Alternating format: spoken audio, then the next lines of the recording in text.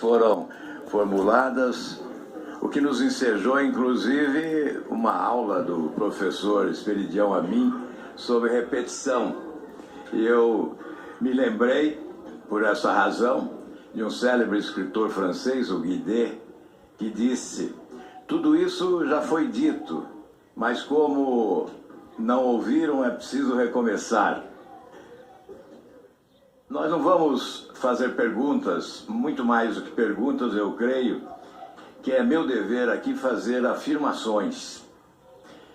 Certamente nós estaríamos aqui vivendo uma sessão histórica se estivéssemos comemorando os feitos da Operação Lava Jato, que nasceu como esperança do povo brasileiro, se tornou prioridade e é o caminho para uma nova justiça nesse país, que substitui aquele conceito de que a justiça só alcançava os pobres, pelo conceito de que somos realmente, como diz o artigo 5º da Constituição, todos iguais perante a lei, evidentemente ainda com algumas alterações na legislação para eliminar determinados privilégios, como o do foro privilegiado. Mas nós estamos aqui não para comemorar os feitos da Lava Jato e homenagear os seus ícones, como o ministro Sérgio Moro.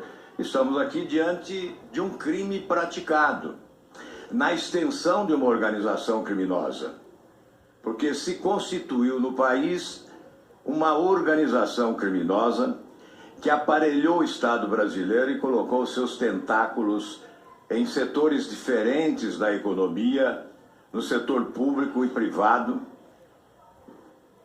Na Petrobras apenas? Não, nos fundos de pensão, nos Correios, enfim, em setores diversos da administração pública, um esquema sofisticado e complexo de corrupção arquitetado com a distribuição de percentuais da propina entre agentes públicos, políticos e partidos políticos. Uma gigantesca operação criminosa, organização criminosa.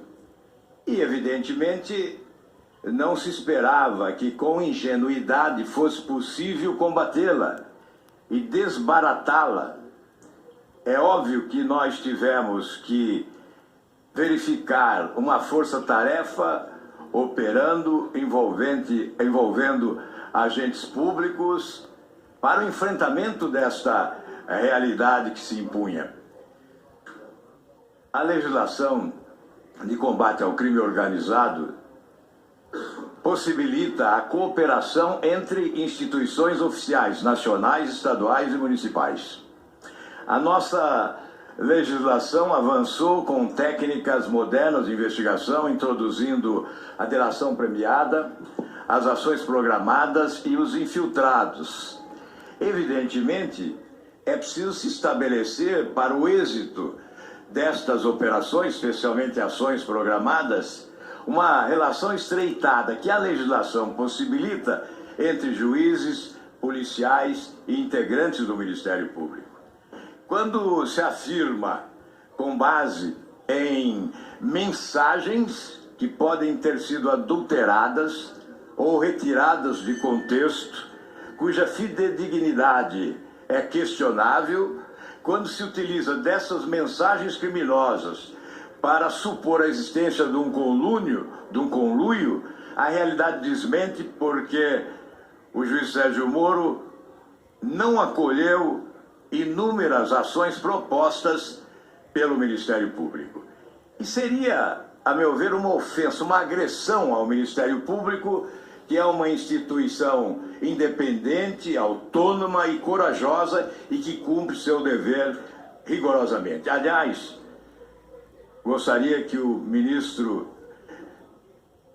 falasse sobre isso, sobre essa legislação de combate ao crime organizado e essas modernas técnicas de investigação que exigem esta estreita cooperação entre os agentes públicos, para dizer que estas mensagens, aí na esteira da história da montanha que pariu o rato, poderiam ser utilizadas muito mais como atestado de boa conduta do que de criminalização dos agentes públicos que foram por elas citados. Ministro. Senhor senador, agradeço as considerações. Né? Se falou muito mal da Operação Lava Jato no passado, quem foi condenado, às vezes havia também esse questionamento de eventual partidarismo político, provas teriam sido fraudadas. Né? Nós examinamos o que foi divulgado, né, por tantos sensacionalistas por esse site. Né? Cadê a conluio para fraudar provas, conluio para acusar pessoas, conluio para proferir decisões, conluio para qualquer coisa, não tem nada, né? Mesmo abstraindo do problema de autenticidade dessas mensagens.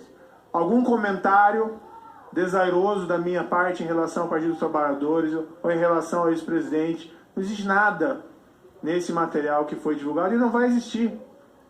Antecipação de mérito, eu nunca antecipei nenhuma decisão minha, sentença, de mérito ou de prisão ao Ministério Público. Agora, eventualmente o que podia acontecer, o Ministério Público, a polícia, um advogado requer algo ao juiz e faz aqueles embargos auriculares.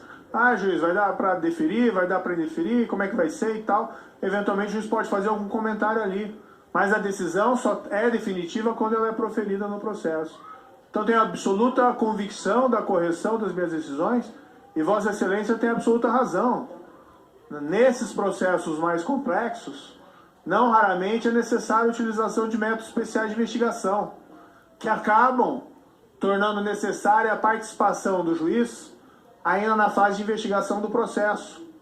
Então lá um requerimento de quebra de sigilo bancário, um requerimento de quebra de sigilo fiscal, um pedido de interceptação telefônica. Isso é muito comum. Isso é retratado até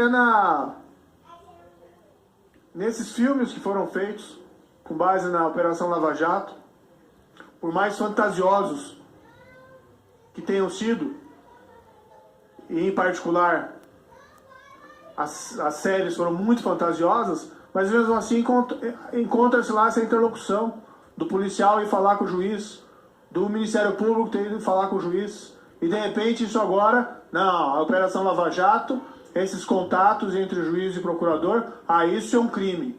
Vamos anular tudo. Ou vamos anular a condenação de X, B e Y. Mas nós somos contra a corrupção. Nós sempre vivenciamos esses contatos, mas agora, na Operação Lava Jato, isso é intolerável. Então o que existe é, de fato, um sensacionalismo e uma falta de compreensão em relação à natureza das relações nesses processos mais complexos entre juiz, procurador e policial. E, adicionalmente, e esse acho que é o aspecto mais importante, o que se tem em última análise é um grupo criminoso organizado querendo obstaculizar os avanços anticorrupção e se valendo de métodos criminosos para hackear aparelhos e aplicativos utilizados por autoridades públicas. Esse é o fato de verdadeira gravidade e não aqueles que se aproveitam do falso sensacionalismo para buscar nulidades de decisões já proferidas. A investigação deve alcançar aqueles que por trás desta operação tiveram os objetivos escusos expostos. A marginália tem como estratégia desqualificar quem investiga, quem denuncia, quem julga, na esperança de ver a impunidade derrotando a justiça. Esse é um ponto. O outro ponto, buscar eventuais munições para abastecer advogados na defesa dos seus clientes criminosos e presos. É preciso avançar na investigação e, quem sabe, até estabelecer se há um conluio entre a fonte e a agência de notícias. É preciso uma vertente de investigação que possa chegar lá, porque certamente há um conluio entre fonte e agência de informações, agência de notícias. E, finalmente, quando se fala em seletividade da parte dos juízes, nós temos que considerar que a seletividade que há é da legislação. O foro privilegiado é que seleciona. E é por essa razão que nós gostaríamos de ouvir o apoio do ministro Sérgio Moro a um projeto que se encontra na Câmara dos Deputados e que pretende acabar com o foro privilegiado de mais de 55 mil autoridades nesse país. Aí sim consagraremos uma nova justiça e todos poderemos afirmar que somos iguais perante a lei. Agradeço as palavras, senador. Senador, o meu apoio, para responder a última parte apenas, que acho que é mais relevante, meu apoio para esse projeto é 100%. Sempre fui contra o foro privilegiado, continuo sendo contra o foro privilegiado, não faço nenhuma questão de ter esse foro por prerrogativa de função. Senador Jorge Cajuru. Será que... Eu